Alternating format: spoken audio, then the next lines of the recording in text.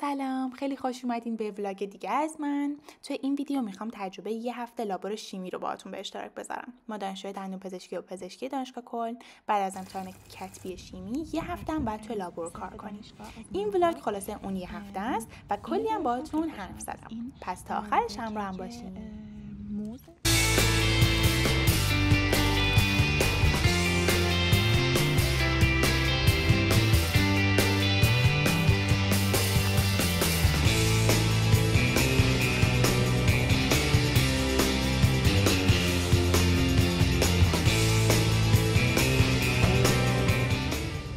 یه خلاصه کوتاه بگم، ما کلی آزمایش در طول روز انجام میدادیم. هر روز از ساعت 9 صبح تا 6 عصر لابور بودیم و به خاطر همین خیلی ویدیو با عکس ندارم که بخوام بهتون نشون بدم.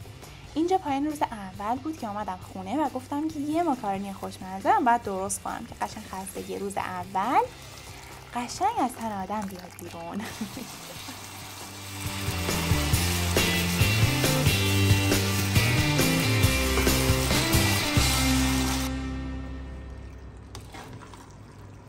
اینجا رو ببینید، از این مغازه ایتالیایی گرفتم این ماکارونی ها رو و خیلی به نظرم خوشگلن.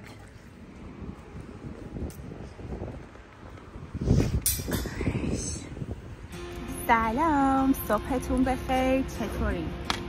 آقا من امروز فردای اون روزیه که من ماکارونی درست کردم و از اونجایی که صبح یه ذره زودتر پا شدم و راه افتادم و اینا، گفتم که الان که تایم دارم میتونم الان حدود تقریبا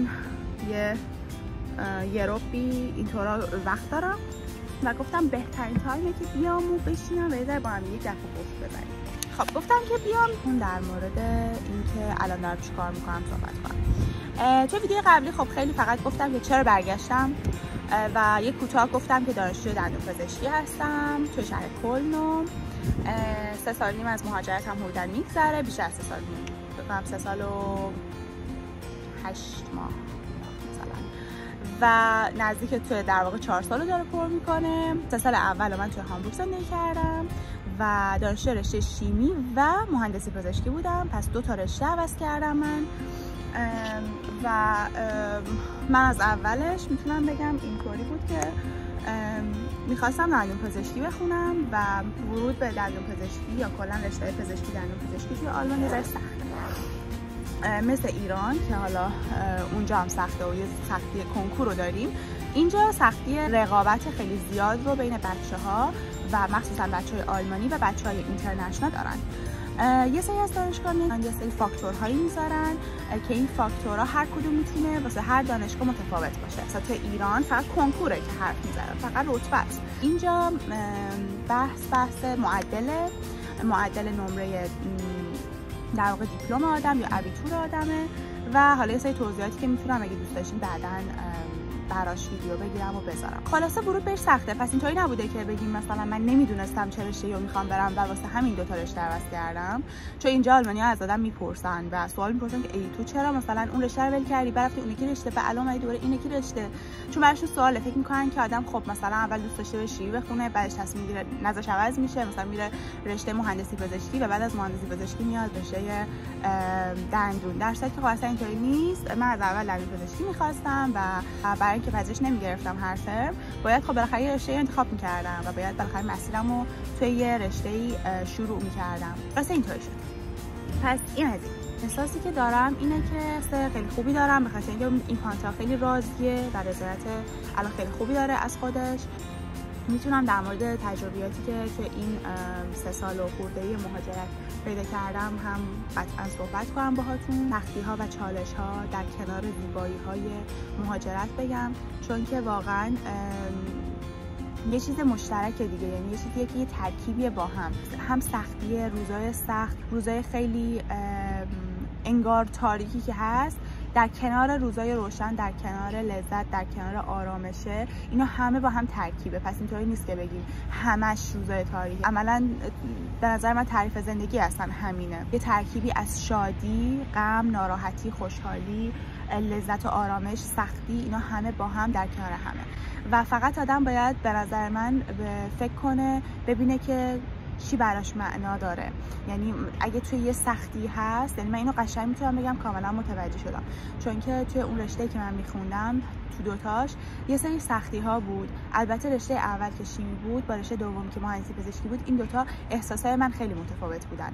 توی شیمی من خیلی ناامیدتر بودم، توی رشته مهندسی پزشکی من یه ذره امید پیدا کردم و یه ذره پذیرفتم و یاد گرفتم که اوکی گاهی اون چیزی نمیشه که تو میخوای، اون چیزی نمیشه که واسش برنامه‌ریزی کردی و کل این سال‌ها تو واسش برنامه‌ریزی کردی. یعنی تو کنکور دادی و بعد از اینکه تصمیم گرفتی تو ایران نمونی و تو ایران دانشگاه نری، شروع کردی زبان خوندی، این همه سختی مهاجرت رو تحمل کردی که برسی به اون دندون پزشکی و نشده. یعنی خب و الان تو یاد گرفتی، یعنی من تونستم واقعا توی رشته مهندسی پزشکی یاد بگیرم که آقا اینو بپذیرم و یه مسیر جدیدی رو برای خودم درست کنم، یه مسیری که هیچ وقت قبلش تو ذهنم نبود. وقتی که پانتا قبول شد دندون پزشکی و اصلا اینطوری بود که موند بین دوراهی موند که واقعا یعنی انقدری ساخته بود توی مهندسی پزشکی راه و مسیر رو واسه خودش که نمیدونست الان چیکار کنه، الان بره یه مسیر جدید یا بمونه توی همون جایی که واسش انرژی گذاشته و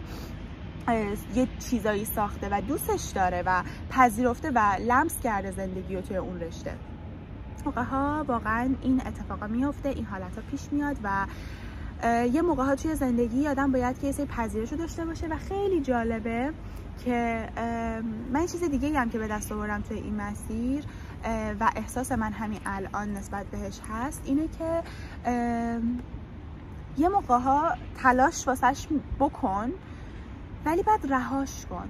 یعنی تلاش تو بکن ولی وقتی دیدی نمیشه، یه بار تلاش کردی، 2 بار، 3 بار، 4 بار، 5 بار، همچنان تلاش تو، من نمیگم تلاش تو بذار ولی رهاش کن. یعنی برای خودت سعی کن همون روزهایی که داری میگذرونی که میدونم خیلی سخته، حالا میتونه واسه هر کسی فقط درس و رشته نباشه، کلا میتونه توی یک رابطه باشه، میتونه کلا زندگیش باشه، میتونه مهاجرت کردنش باشه که باعث میشه که آدم روزهاشو سخت بگذرونه. برای اون چیزی که میخواد تلاشش رو بکنه، یعنی تلاش واقعا سعی کنه 100% رو بذاره.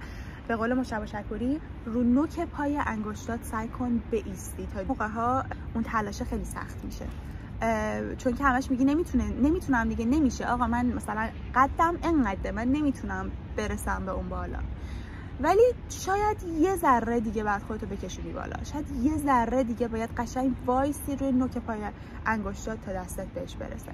ممکنم هست نرسه، چون واسه من عملا این دوتا حس رو تجربه کردم.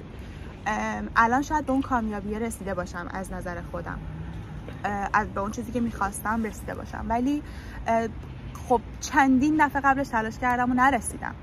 پس اینطوری نبود که سریع تا تصمیم بگیرم تا بخوام بهش برسم و الان خوشحال باشم و دیگه اون سختی‌ها رو حس نکرده باشم. من چندین بار توش به اصطلاح شاید واقعا کلیشه‌ای باشه ولی چندین بار من شکست خوردم تا تونستم موفق بشم از نظر خودم توی اون چیزی که می‌خواستم توی این دوره از زندگی. حالا موفقیت واسه آدم‌های مختلف تعریف‌های مختلفی میتونه داشته باشه، یا مثلا الان ممکنه خیلی‌ها بگن حالا مگه چیکار کردی فکر می‌کنی موفق شدی، ولی خب از نظر خودم حس کامیابی رو تجربه کردم بعد از چندین بار شکست خوردن تو همین مسیر.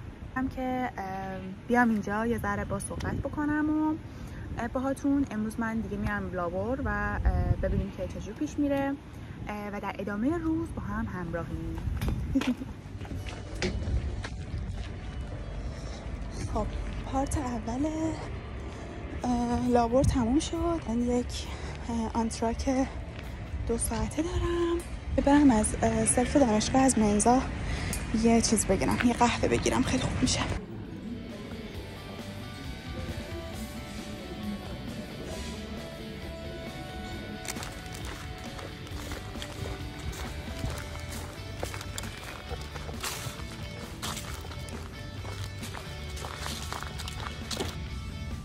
رفتم از سلف دانشگاه از منزا اینو گرفتم، خیلی خوشمزه است. این در واقع کیک موزه به همراه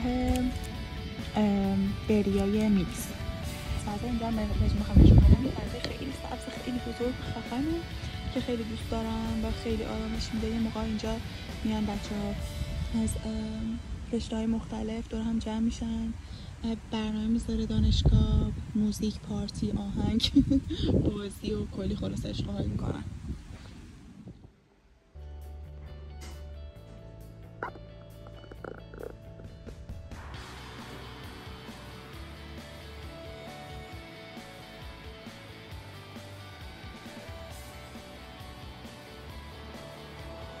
جولبک. این چیه؟ این تو فارسی نمیدونم چیه.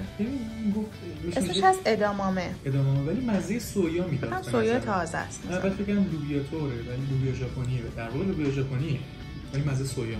بعد آووکادو، بعد خیار، کنجد، سس سویا، پیازچه با جعفری و ماهی.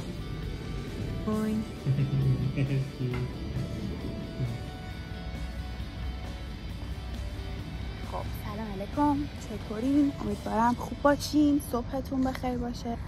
صدای منو میشنوید از روز 4 لابور شیمی. من خیلی امروز خوشحالم. علتش هم اینه که در واقع این لابور قرار بود 5 روزه باشه و دیروز دستیارا بهمون گفتن که میتونین اولا 4 روزه هم تموم کنین اگه که برسین همه آزمایش‌ها رو انجام بدین و بتونین خیلی خوب میز کارتون رو با وسایل و اینا تحویل بدین و اینا. و ما هم گفتیم چی بهتر از این. خلاصه احتمال خیلی زیاد امروز ما اون آنتراک وسطش رو نداریم، چون همیشه هر روز 2 تا تایل بود. اون آنتراک وسطش رو نداریم و دیگه همه اینا با هم دیگه احتمالاً توی یه 4-5 ساعت انجامش میدیم و تر و تمیز میکنیم وسایلمون رو و اون میز کارمون رو تحویل میدیم که خب این خیلی خوشحال کنه.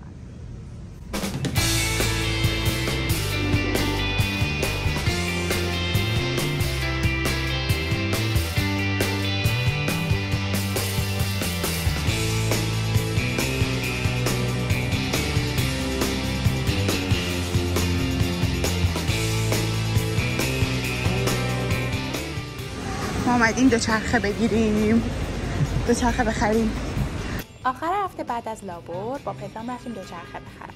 اینجا توی آلمان خیلی از دوچرخه استفاده میکنن. منم یکی رو تست کردم و خریدم و واقعا از انتخابم خوشحالم.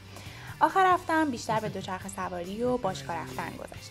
امیدوارم از این ولاگ روزمره لذت برده باشید. حتما نظرتون رو برام بنویسین و تا ولاگ بعدی فعلا خدافظ.